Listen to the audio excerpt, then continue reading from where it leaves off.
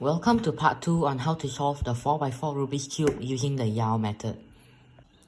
In part 1, you were taught how to solve the white and yellow centers, first 3 edges, and how to solve the rest of the centers.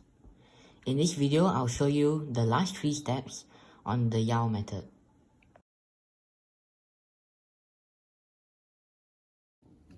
Once you have solved all the centers and the 3 edges on the bottom layer, what you want to do is to just align it so that it matches with the color, just like that.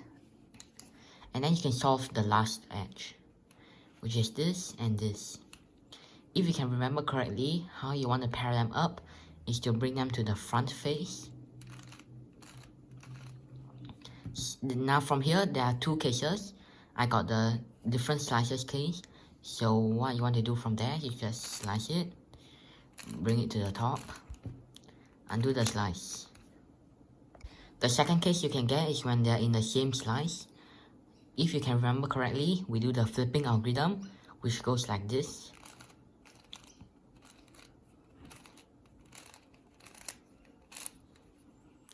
And now you can just slice them, bring it to the top, fix the centers. From here, there are 2 cases you can get. The first case is when white is on the top. What you want to do is you just match this color like that and do an F2. The second case you can get is when white is facing you or on the side.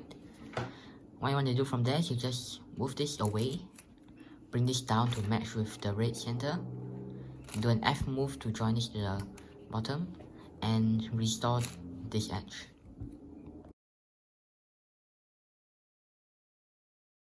From here, what you want to do is to just pair up all the edges left. So what you want to do first is to just pair them up like usual. I bring it to the front face, slice them, and after you slice, what you want to do is to just bring it to the top layer and undo that slice move. And there you go, you don't have to worry about this piece anymore. From here, you can just solve the rest of the edges, like how you did it to solve the first 4 edges.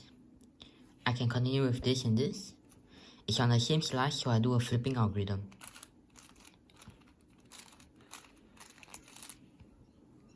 I pair them up, and I bring it to the top. Here, you want to replace it with any unsolved edges at the top layer. For example, I can just bring this one, unsolved edge here, and I can restore the centers. Next, I got this and this. I can just insert them to the front layer. Pair up these 2. First, I need to flip it. Bring it to the top. Replace with any unsolved edges. Bring this back down and restore the center. Now I got this and this. I can pair them up, bring it to the front layer. And I want to replace it with any unsolved edges. But what you'll notice is that there are no more unsolved edges for you to replace. There's an easy solution to that. And what you want to do is to bring any solved edges directly above that edge, like that. So now you can bring this up, replace it with any unsolved edge, bring this back down, restore the center. Now you got all 4 pieces on the top layer and all 4 pieces on the bottom layer.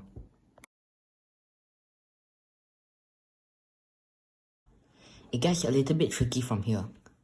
So what you want to do is to not pair this up and bring it to the top layer. Instead, what you want to do is to just find any pair you get. And from here, you have 2 cases you can get.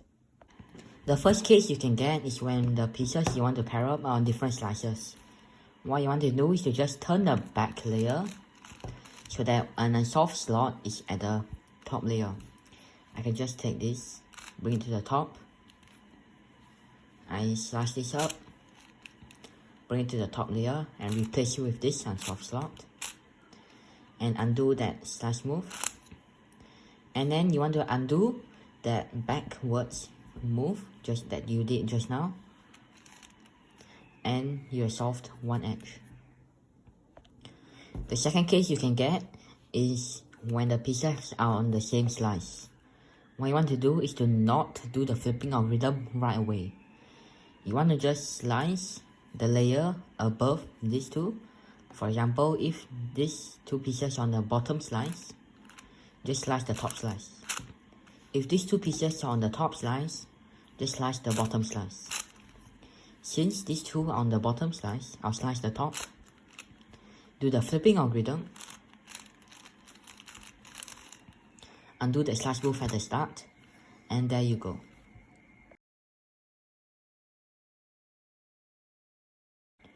Once you solve the two edges, what you want to do is to just solve the last two edges, which can be a bit tricky.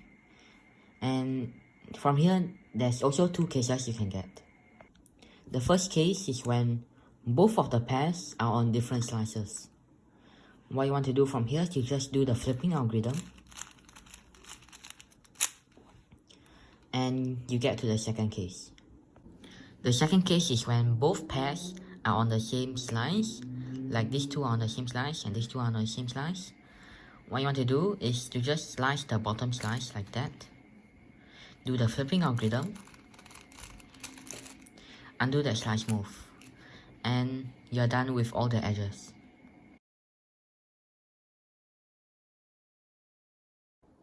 From here, you can just solve the rest of the 4x4 like a 3x3 Rubik's Cube. How is it a 3x3?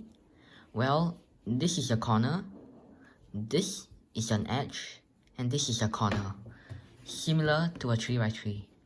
Corner, edge, corner. Corner, edge, corner. But note, while solving it like a 3x3, only turn one layer at a time. Don't turn two layers, or you'll mess up the centers and the edges. If you don't know how to solve a 3x3 Rubik's Cube, you can just watch my 3x3 tutorial in the description below. But now I'll go through quickly and solve it like a 3x3. Note that what I'm going to do next is not what you see in my tutorial. What I'm going to do next is called C-fob, and what I teach in my tutorial is the beginner method. Okay, so my cross is done, and I can just solve F2L like usual. I can solve this pair. I can solve this pair. I can solve this one. And I can solve this. Here I can just do regular OLL, which I messed up. And here I can just do regular Pll. However, while solving it like a 3x3, there's some cases that you notice that's not solvable on a 3x3 Rubik's Cube. This is called parity. The first parity you can get is called Pll Parity, and this is when one edge is flipped. This cannot happen on a 3x3 Rubik's Cube, but it could happen on a 4x4. To fix this, you can just do a parity algorithm for the Pll Parity. The algorithm goes like this. Note that RW means you just turn the right face with two layers. So the algorithm is X means just face the face that is at the bottom.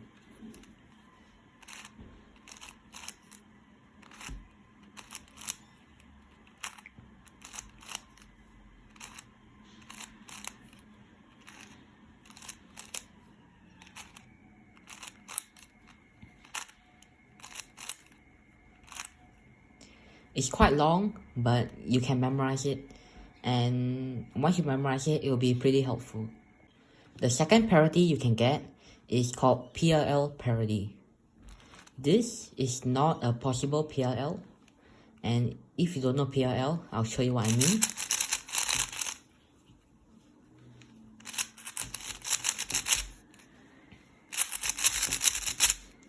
you notice that you're not able to solve this case. What you want to do is to just do a Pll Parity algorithm. If you know Pll, you can just do the Pll Parity right from here. And the parity algorithm goes 2R2, which is the middle layer, 2 times. 2R2, double layer U2, 2R2, double layer U2, and there you go. This is a solvable PLL case. If you do not know PLL, you can just solve the cube like how you do it, and then you reach this case which you will not be able to solve. If the two edges are directly opposite each other, one is here, one's at the back, and the rest are solved, what you want to do is you just do the Pll Parity algorithm.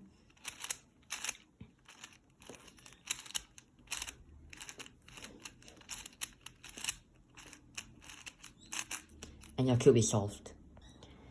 If the two edges are next to each other like this and the rest are solved, you can just put them one at the front, one at the left side, and do the Pll Parity algorithm.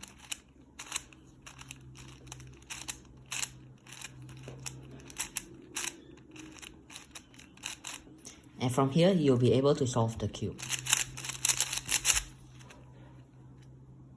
So that's how you solve the 4x4 Rubik's Cube using the Yau method. If you are able to solve the cube, then congrats, and you can just practice with the Yau method, and you can definitely get a lot better with more new techniques like 3-to-3 edge pairing, and you might as well learn C-fob if you want to. So that's all for today's video. Thank you and goodbye.